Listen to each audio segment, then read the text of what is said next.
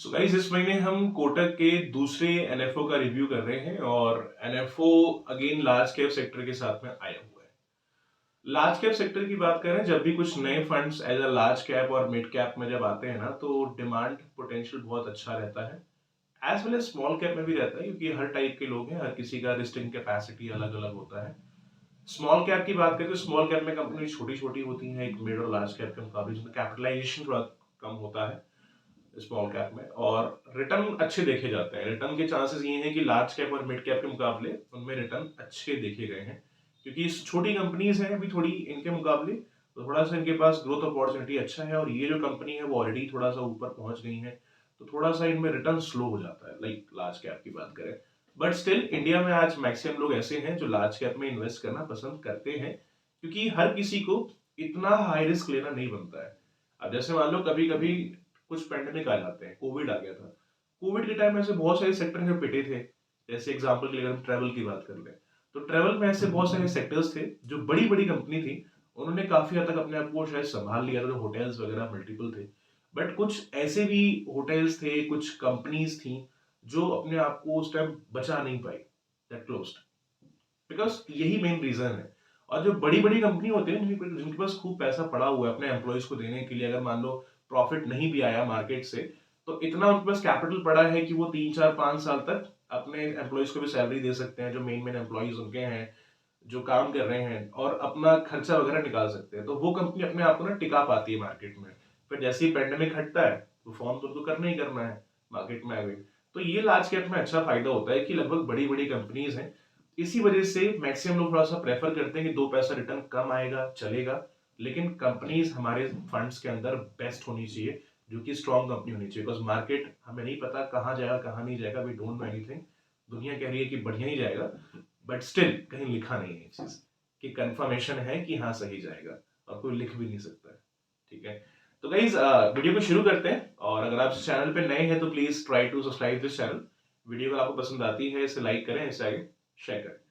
सबसे पहले अगर हम पीपीटी के माध्यम से अंडरस्टैंड करें, तो फंड होने वाला है Kotak Nifty 50 equal weight index. Equal weight के हिसाब से यहाँ पर आपका लोग इन्वेस्ट कर रहे हैं, एंड आपका पैसा 50 कंपनीज में इन्वेस्टमेंट करेंगे।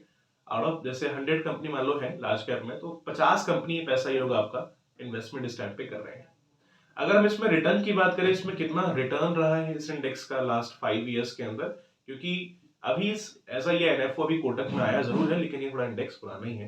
तो अगर हम जैसे बेंचमार्क की बात करें इनका, तो अभी जो इनका बेंचमार्क है, this is the Nifty 50 equal weight total return index. अगर हम इसके माध्यम से अगर मान लो इसमें कंपनीज अगर पहले चेक कर लेते हैं, इसमें कंपनी है आपकी ये विप्रो लिमिटेड अवेलेबल है। विप्रो लिमिटेड के अलावा आपका टेक महिंद्रा है, भारत इलेक्ट्रॉनिक्स लिमिटेड है, एसबीआई है, HCL technologies, HDFC bank limited, और भी बहुत सारी कंपनी यहाँ पर है। और सारी की सारी कंपनी बहुत बड़ी बड़ी कंपनी है, जिनका बहुत बड़ा नाम है, मार्केट कैप एक अच्छा खासा प्रॉफिट भी आज के रेट में जनरेट कर रही है। अगर मल्टीपल कंपनी ऐसी भी है जिनके अगर हम फंडामेंटल घुस के अगर देखें, तो फंडामेंटली भी काफी कंपनी स्ट्रॉन्ग इस टाइम पे है।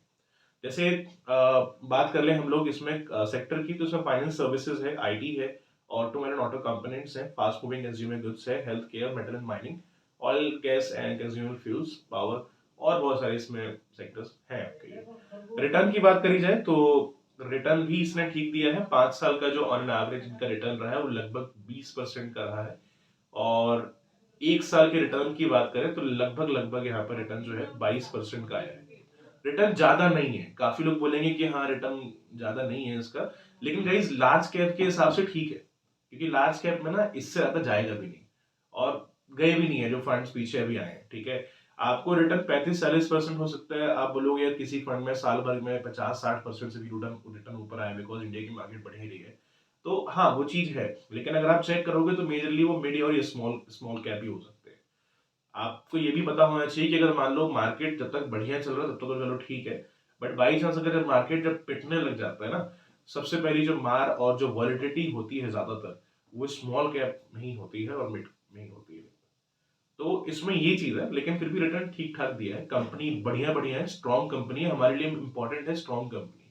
अब पता लगा हम कोई ऐसी वैसी कंपनी में इन्वेस्ट करें, हालांकि सारी कंपनी जैसे मिड में भी अच्छी अच्छी है, स्मॉल में भी फिर भी ठीक ठाक कंपनीज है, बट मैं एग्जांपल ले रहा हूँ। मान लो आपने किसी ऐसे वैसी कंपनी में इन्वेस्टमेंट कर दिया जिसका आपको दिख रहा है कि हाँ ठीक है रिटर्न अच्छा आ रहा है, उस बेसिस पर हम इन्वेस्ट कर देते हैं। हो सकता है कि रिटर्न पहले अच्छा दिया हो, आने वाले टाइम में बेटर ना दे। तो इन चीजों का आपको ध्यान रखना बहुत जरूरी है। रिटर्न 2 पैसा कम हो, but try to put the best company in your portfolio. Rebalancing इसमें साल में 2 बार होगा, मतलब जो स्टॉक परफॉर्मिंग है उनको रखेंगे और जो स्टॉक परफॉर्मिंग नहीं है उसको वहां से बाहर निकालेंगे, और जो बेटर स्टॉक है उनके मुकाबले में उसको यहाँ पर एंटर कर देंगे, जिससे कि आपके लिए ग्रोथ की स्टेबिलिटी है वो काफी अच्छे तरीके से बनी रहे। अब अगर हम बेसिक डिटेल्स की बात करें इस एनएफओ की, तो इस एनएफओ का जो स्टार्टिंग डेट होने वाला है वो है 2 दिसंबर का, और इसका जो लास्ट डेट रहेगा दिस इज दी 16 दिसंबर। अगर आप इस फंड को एज एनएफओ अप्लाई करना चाहते हैं तो 2 दिसंबर से लेकर के 16 दिसंबर तक इसको एज एनएफओ अप्लाई कर सकते हैं। अगर आप इसको एज एनएफओ पीरियड में अप्लाई करेंगे तो एनईवी का प्राइस रहेगा 10 रुपए, और 10 रुपए के हिसाब से अलॉटमेंट आपको यहाँ पर दे दी जाएगी। एक्सपेंस रेशियो की बात करें तो फिलहाल कंपनी ने भी कोई एग्जैक्टली उसका जिक्र नहीं किया है कितना इसमें एक्सपेंस रेशियो रहेगा। जो भी है कंफर्मेशन उसका आपको एज सुन एज पॉसिबल मिल जाएगा। एग्जिट लोड यहाँ पर रहने वाला है 0। तो इसमें अच्छा पॉइंट यही है कि अगर मान लो आपने पैसे आज लगाए, मान लो आपको अलॉटमेंट मिल गया, और अलॉटमेंट के बाद में 20 दिन 30 दिन हफ्ते भर बाद भी आपको पैसे निकालना, आप निकाल सकते हैं। There is no any lock in period. और अच्छा पॉइंट यहाँ पर है कि एग्जिट लोड नहीं, बिकॉज मल्टीपल फंड होते हैं जहां पर एग्जिट लोड कुछ ना कुछ रहता है एक टाइम पीरियड के अंदर, बट यहाँ ऐसा कुछ नहीं है। आपका प्लान लॉट हो गया, आपको फंड मिल गया, अपना पैसा आप कभी भी निकाल सकते हैं 2 4 महीने 5 महीने बाद, उसमें कोई एग्जिट लोड नहीं रहेगा। इसमें टैक्सेस एप्लीकेबल रहेंगे, इसमें एलटीसीजी और एसटीजी दोनों अवेलेबल रहेगा। क्योंकि जैसे अगर मान लो आपका जब मेच्योरिटी मेच्योर होगा तो उस टाइम पे आपको यहाँ पर टैक्स देना पड़ेगा।